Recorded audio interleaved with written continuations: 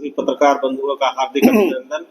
हार्दिक मुख्यालय के सभागार में उपस्थित सभी पत्रकार बंधुओं को हम सभी भारतीय जनता पार्टी के सदस्यों की ओर से, भाजपा परिवार की ओर से धनतेरस की ढेर सारी शुभकामनाएं। माँ लक्ष्मी की कृपा आप सबों पर बनी रहे और दीपावली आप सबको अच्छे से मनाए, यही हमारी कामना है। मित्रों, आज जो स्थिति है, चुनाव का समय है, दीपावली का भी समय इसके बाद है, फिर इसके बाद छठ का भी समय होगा, लेकिन इसके बीच में भी ये राज्य सरकार की जो कारगुजारियां है ना, वो आप सबों के समक्ष रखना बहुत जरूरी है, बहुत आवश्यक प्रतीत होता है। आप देखें, इस राज्य सरकार पर 70,000 करोड़ के घपले घोटाले का आरोप लगा। कहते ना, रावण रूपी रूप ले लिया था यहाँ करप्शन में। करप्शन का रावण रूपी रूप था, जो जैसे रावण के बारे में प्रचलित था, वो कुछ भी टकार जाता था, वो पचा जाता था। तो इस सरकार के 5 वर्षों के कार्यकाल में करप्शन ने वही रूप लिया और बालू बचा गया, कोयला बचा गया, कोयला का स्कैम हुआ, बालू का स्कैम हुआ, लोहा बचा गया, अभिजीत के स्क्रैप का स्कैम हुआ, लैंड स्कैम हुआ, जमीन बचा गया। तो करप्शन का इतना बोलबाला था और ट्रांसफर पोस्टिंग में क्या कुछ हुआ, ये अगर 5 वर्षों का रियलिटी चेक देखेंगे, जब हमारी सरकार 23 तारीख के बाद बनेगी तो आंकड़ा आपके सामने प्रस्तुत करेंगे। लेकिन जो आंकड़े हमारे पास उपलब्ध है, उसके हिसाब से 10,000 से ज्यादा ट्रांसफर पोस्टिंग से सरकार के कार्यकाल में हुए हैं, जो कि मुझे लगता है एक ऐसा रिकॉर्ड है जिसको कोई सरकार गौरवान्वित महसूस नहीं करना चाहेगी। और इस सरकार में जिस दिन अधिसूचना जारी हो रही थी, उस दिन भी ट्रांसफर पोस्टिंग का दौर लगातार जारी था। बड़ी संख्या में आईएफएस अफसरों की ट्रांसफर पोस्टिंग हुई थी। उसको लेकर भी हम चुनाव आयोग गए, चुनाव आयोग को उस पर फाइनल कॉल लेना है। लेकिन ये बहुत अफसोसजनक बात है, जिस तरीके का करप्शन हुआ। सिर्फ धनबाद एक जिले में कोयले का 1,20,000 करोड़ के अवैध खनन का इस सरकार के अधिकारियों पर आरोप लगा। फिलहाल ये मामला अदालत में विचाराधीन है, लेकिन ऐसे आरोप लगे और ये सरकार में जो त्राहिमाम स्थितियां रही, जो कहते हैं ना एक आदर्श व्यवस्था रहती है, इस सरकार ने तो बहु बेटियों और झारखंडियों की इज्जत की जो है वो रक्षा करने का संकल्प लिया था। 7400 के आसपास आंकड़े हैं। 7200 के आंकड़ों के बाद पिछले 2 महीने में औसत जोड़कर देखें तो 7400 के आसपास बलात्कार के केसेस हो चुके हैं और पॉस्को और रेप केसेस में 25% से भी कम केसेस में सजा हुई है। त्राहिमाम की स्थिति है। 2.5 लाख कॉग्निजेबल ऑफेंस, यानी जिसमें कोर्ट संज्ञान लेता है, ऐसे आपराधिक मामले इस सरकार में दर्ज हुए हैं। तो पूरे तरीके से त्राहिमाम की स्थिति है। और ये जो 7200-7400 रेप केसेस हुए हैं ये बेटियों के, उसमें से 1/3 जो है वो एससी और एसटी समुदाय की बेटियां हैं। तो ये सरकार तो अपने आप को एससी एसटी और पिछड़ों की सरकार बताती है, झारखंडियों की सरकार बताती है, लेकिन सबसे ज्यादा अगर बेटियों पर अत्याचार हुआ तो वो इसी सरकार के कार्यकाल में हुआ। अब चलिए दिखाते हैं आपको। मैंने आपको पहले दिखाया कि सरकार ने किस तरीके से अपने लिए सारे पैमानों को तोड़ते हुए लगातार विकास किया अपनों के लिए। सरकार के मुख्यमंत्री, माननीय मंत्री, पता नहीं कि जब ये एफिडेविट करेंगे तो जब इसके कंपैरिजन आएंगे तो इनकी कई गुना संपत्ति बड़ी होगी, ये भी देखने वाली बात होगी। लेकिन जिस तरह से इस सरकार ने अपना कल्याण किया पिछले 5 वर्षों में, लूट खसोट भ्रष्टाचार और जो भाई भतीजावाद रहा वो चरम पर रहा, और उसके उलट इस सरकार ने आज जो शिक्षा और मेडिकल की बुनियादी व्यवस्था है उसको पूरे तरीके से ध्वस्त कर दिया। अब हम अगले कुछ मिनटों में आपको सरकार के आंकड़ों से समझाएंगे कि कैसे शिक्षा व्यवस्था जो आम व्यक्ति से जुड़ा हुआ है, जो गरीब सरकारी स्कूलों में जाते हैं पढ़ने के लिए, उस व्यवस्था को ध्वस्त कर दिया। और जो सरकारी अस्पताल है जहां गरीबों का इलाज होता है, जहां झारखंडियों का इलाज होता है, वहां की व्यवस्था की रियलिटी चेक फैक्ट्स और फिगर्स के साथ आपको बताएंगे। देखिए, शिक्षा क्षेत्र में बात करते हैं। शिक्षा किसी भी राज्य की प्राथमिक सूची में शिक्षा और स्वास्थ्य सबसे महत्वपूर्ण होता है, क्योंकि ये समाज के एक एक व्यक्ति से जुड़ा होता है। सरकार के आंकड़े मैं दिखाता हूं आपको। ये सरकार ने जो आंकड़े जारी किए हैं, इनके यहाँ 3218 3218 पोस्ट है मिडिल स्कूल में हेडमास्टर्स के, जानते हैं कितने खाली हैं? 3163 पोस्ट अभी भी खाली है। यही इस सरकार की रियलिटी चेक है।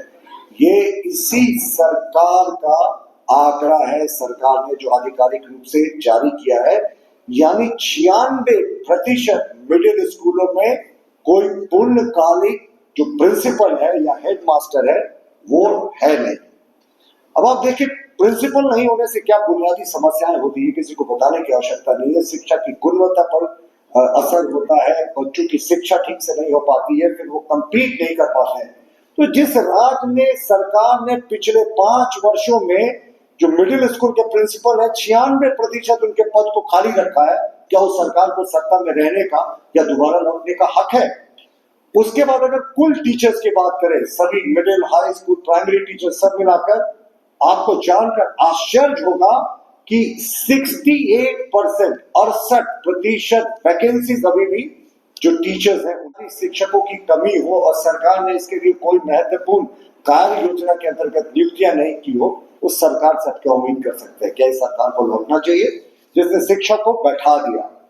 अगर आप देखिए, पारा शिक्षकों की बात करें जो एक रीढ़ माने जाते हैं, एक जितने हमारे स्कूल हैं सरकारी, उनमें पारा शिक्षकों के भरोसे बहुत हद तक सिस्टम चलता है। 60,000 पारा शिक्षकों को इस सरकार ने कंफर्म करने का, उनको तमाम तरीके से बेहतर भत्ता देने का वादा किया था, लेकिन क्या जो सरकार ने दिया उससे ये संतुष्ट है? बिल्कुल नहीं। आपने देखा ना, 1-2 महीने पहले 60,000 पारा शिक्षक आंदोलन कर रहे थे और इस बेरहम और बर्बर सरकार ने उन पर लाठियां बरसाई जब वो मुख्यमंत्री जी को स्मारक पत्र देने जा रहे थे और उन पर फर्जी मुकदमे किए। यही इस सरकार की रियलिटी चेक है। शिक्षा व्यवस्था का इन्होंने फट्टा बैठा दिया है। अब आप गांव के आदिवासी मूलवासियों की कहते हैं सरकार है, तो आपने गांव की शिक्षा व्यवस्था, शहरों में जो सरकारी स्कूल है, शिक्षा व्यवस्था को क्यों बैठाया? इसलिए मुख्यमंत्री जी, आपकी सरकार दोबारा लौटने वाली नहीं है। अब चलते दूसरा महत्वपूर्ण जो पहलू होता है वो स्वास्थ्य होता है। जो गरीबों के लिए सबसे पहला जो सेंटर होता है वो प्राथमिक चिकित्सा केंद्र, उप स्वास्थ्य केंद्र, कम्युनिटी हेल्थ सेंटर तमाम जगह होते हैं। अब इन सेंटर्स से आप सब हम सबों से बेहतर तरीके से वाकिफ साहब, इन सेंटर्स में डॉक्टर्स की बात तो छोड़ दीजिए, इन सेंटर्स में आपको कंपाउंडर नहीं मिलेंगे, कंपाउंडर बैठे भी नहीं मिलेंगे। हमारी सरकार ने कम्युनिटी जो बीएससी इन कम्युनिटी सर्विसेज का जो शुरू कराया था, इस सरकार ने उसको आगे चालू नहीं कराया। मुख्यमंत्री ने सबको डिग्री जरूर दिया। कितने जो हमारे बीएससी कम्युनिटी हेल्थ में जिन्होंने किया था, जो प्राथमिक चिकित्सा केंद्र को मैन करते थे, इस सरकार ने उनको नियुक्त किया। तो इस सरकार के मेडिकल का हम आपको रियलिटी चेक दिखाते हैं। वर्ल्ड हेल्थ ऑर्गेनाइजेशन कहता है कि 1000 में 1 डॉक्टर जो है वो एक अनुपात होना चाहिए आबादी के आधार पर। झारखंड में क्या अनुपात है पता है साहब? 1 लाख की आबादी पर सिर्फ 6 डॉक्टर्स हैं। तो आप सहजा अंदाज लगा सकते हैं कि विश्व के जो मानक है उससे हमारा झारखंड कितना पिछड़ा हुआ है। और इस सरकार को बताना चाहिए कितने डॉक्टर्स और नर्सेस की नियुक्ति इन्होंने पिछले जो अपना 5 वर्षों का कार्यकाल है उसमें किया। और आजकल तो कहते हैं ना, सुपर स्पेशलिस्ट का जमाना होता है। हार्ट के लिए अलग डॉक्टर्स होते हैं, लंग्स के लिए अलग डॉक्टर्स होते हैं, किडनी के लिए अलग डॉक्टर्स होते हैं। जो सुपर स्पेशलिस्ट के पद हैं झारखंड सरकार में, 85% पद खाली है झारखंड सरकार के आधिकारिक आंकड़ों के अनुसार। तो जिस सरकार में 85% विशेषज्ञ शिक्षकों, माफ कीजिएगा, चिकित्सकों की नियुक्ति नहीं हुई, क्या उस सरकार को लौटना चाहिए? आयुष्मान योजना विश्व की सबसे बड़ी हेल्थ इंश्योरेंस की योजना, जो प्रधानमंत्री जी की एक अति महत्वाकांक्षी योजना है, जिसको हार्वर्ड बिजनेस स्कूल, जो बहुत प्रेस्टिजियस बिजनेस स्कूल माना जाता है, उसने भी केस रिव्यू किया कि कैसे 140 करोड़ जनता का एक बड़ा हिस्सा गरीब, जिसमें 60 करोड़ के आसपास है, वो उन्हीं अस्पताल में इलाज करा पाते हैं जहां पर अमीर करा पाते हैं। ये प्रधानमंत्री जी की आयुष्मान योजना के तहत संभव होगा। अब आप देखिए इस सरकार की रियलिटी चेक कि इन्होंने आयुष्मान योजना का जो पूरे देश में सक्सेसफुली चल रही है 2-3 राज्यों को छोड़कर, झारखंड में भट्टा बैठा दिया साहब। इसमें केंद्र सरकार अपना 60% अनुदान देती है, राज्य सरकार 40% अनुदान देती है। केंद्र सरकार ने अपने हिस्से का 60% अनुदान तो रिलीज कर दिया, लेकिन राज्य सरकार उस पैसे को दबाकर बैठ गई, जिसके कारण बड़े बड़े अस्पतालों ने लंबे समय तक आयुष्मान कार्ड को एक्सेप्ट करना बंद कर दिया था। तो यही इस सरकार की रियलिटी है कि यहाँ आयुष्मान योजना को भी इन्होंने फट्टा बैठा दिया था। देखिए, संस्थागत प्रसव एक बहुत महत्वपूर्ण मुद्दा होता है महिलाओं से जुड़ा हुआ। मैं संस्थागत प्रसव की बात कर रहा हूँ। 25% आबादी आज सरकार के संस्थागत प्रसव की योजना से वंचित है। महिलाओं के अधिकार की बात करते हैं, महिलाओं के स्वास्थ्य की बात करते हैं, और इस राज्य की 25% आबादी जो है वो संस्थागत प्रसव से अभी भी वंचित है। और मैं आपको जिलों का नाम बताता हूँ, हजारीबाग, सिमडेगा, सिंहभूम और रामगढ़। यहाँ तो 60% आबादी जो है वो संस्थागत प्रसव से अभी भी वंचित है। यही इस सरकार की रियलिटी चेक है। पैसे खूब लूटे, भ्रष्टाचार खूब किया, भाई भतीजावाद खूब किया, मान सीरीज अपने नाम, अपने परिजनों के नाम दे दिया, लेकिन महिलाओं के लिए जहाँ संस्थागत प्रसव की बात आती है ना, तो पूरी एक बड़ी आबादी के हिस्से को इन्होंने वंचित करके रख दिया। अब दूसरा जो हमारे स्वास्थ्य का एक महत्वपूर्ण हिस्सा होता है वो नर्सेज होती हैं। और जब आप अस्पताल में जाते हैं तो पहली मुलाकात जो होती है वो आपकी डॉक्टर से पहले नर्सेज से होती है, जो सबसे पहला आपका प्राथमिक इलाज करती है। आपको पता है इस राज्य में 5,872 नर्सों के पद हैं, और आपको जानकर आश्चर्य होगा कि 5,872 पदों में 17 ऐसे जिले हैं जहां 52% नर्सों के पद जो है वो रिक्त है, यानी 52% नर्सों के पद पर नियुक्ति नहीं हुई। तो आप क्या उम्मीद करते हैं इस सरकार से, जिसने पूरे तरीके से स्वास्थ्य सेवाओं को बैठा दिया? साहब, नर्सों के 17 जिलों में 52% पद जो है वो खाली है। तो शिक्षा, और ये कहा जाता है ना कि स्वास्थ्य जो है वो बुनियादी चीज होती है।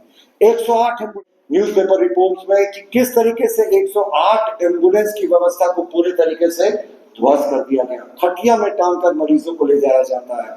एम्बुलेंस के ड्राइवर्स कुछ समय पहले तक हड़ताल में थे। पूरे तरीके से 108 एम्बुलेंस सेवा जो हमारी पूर्ववर्ती रघुवर दास के नेतृत्व वाली भाजपा सरकार की एक फ्लैगशिप योजना थी, आप फोन करें और अधिकांश समय आधे घंटे से पहले एम्बुलेंसेस पहुंच जाती थी, इस सरकार ने ध्वस्त कर दिया। ये मेडिकल और शिक्षा का मैंने आपको बताया। अब लास्ट में मैं खाली आपको ये बता रहा हूँ कि ये सरकार कहती है ना साहब, हम आदिवासियों की सरकार है, और झारखंड बनने के बाद अगर पुलिस या जुर्म की बात करें तो सबसे ज्यादा पुलिस की कस्टडी पे, जो कस्टडी में लेने के बाद अगर किसी सस्पेक्ट पर टॉर्चर किया जाता है तो वो आदिवासियों पर किया जाता है। कई आदिवासियों को माओवादी होने के शक में बाद में वो छूट भी गए। कई आदिवासियों को मुर्गा चोरी जैसे छोटे जुर्म में पुलिस ने लॉकअप में रखकर इस सरकार के पुलिसिया तंत्र ने अत्याचार किया। उनकी मौत हो गई या बहुत गंभीर रूप से घायल हो गए या विकलांग या अपंग हो गए। ऐसे 33 केसेस हैं जो नेशनल क्राइम रिकॉर्ड ब्यूरो के आंकड़ों के अनुसार है। और शर्मनाक बात इस सरकार के लिए है कि 33 केसेस में 23 केसेस जो है वो अनुसूचित जनजाति से आने वाले लोगों के हैं। तो इस सरकार में जो पुलिसिया जुल्म है ना, वो अनुसूचित जनजाति के लोगों पर बहुत ज्यादा बढ़ गया। मैं फिर से एक बार आपको फाइनली रिकैप करा देता हूं। मिडिल स्कूल में 96% प्रिंसिपल के पद आज भी खाली है। 3218 पद है, 3163 प्रिंसिपल के पद अभी भी खाली है। कुल जो टीचर्स की वैकेंसी है वो 68% इस राज्य में खाली है। 60,000 पारा टीचर्स आज भी सड़कों पर है, उनकी मांगे पूरी नहीं हुई, उनके साथ बर्बरता है। शिक्षा को उन्होंने बैठा दिया। स्वास्थ्य की अगर हम बात करें तो 1 लाख की आबादी में 6 डॉक्टर्स हैं सिर्फ, जबकि WHO कहता है 1000 की आबादी पे 1 डॉक्टर होना चाहिए। विशेषज्ञ डॉक्टरों के 85% पद खाली है। आयुष्मान योजना का सरकार ने फट्टा बैठा दिया। संस्थागत प्रसव से 25% आबादी जो है वो वंचित है। 4 प्रमुख जिले हैं झारखंड के, वहां पर 60% लोग जो है वो संस्थागत प्रसव से वंचित है। Primary health centre, community health centres में डॉक्टर्स की बात छोड़िए, कंपाउंडर्स नहीं मिलते हैं। 5,872 नर्सों के पद है जो 17 जिलों में 52% खाली है। तो जिस तरीके से इस सरकार ने सिर्फ करप्शन, भ्रष्टाचार, भाई भतीजावाद के चलते जो शिक्षा और स्वास्थ्य जैसी बुनियादी व्यवस्थाओं को ध्वस्त कर दिया, ये सरकार के ही आंकड़े थे। तो इस सरकार को झारखंड की जनता कभी नहीं आने देने वाली। हेमंत सोरेन जी के नेतृत्व में पिछले 5 वर्ष, अगर 5 महीने छोड़ दे चंपई सोरेन जी के, तो 4 साल 7 महीने झारखंड की सबसे भ्रष्ट सरकार इतिहास में रही है और 23 नवंबर आने दीजिए, ये इतिहास के पन्नों में चली जाएगी। धन्यवाद।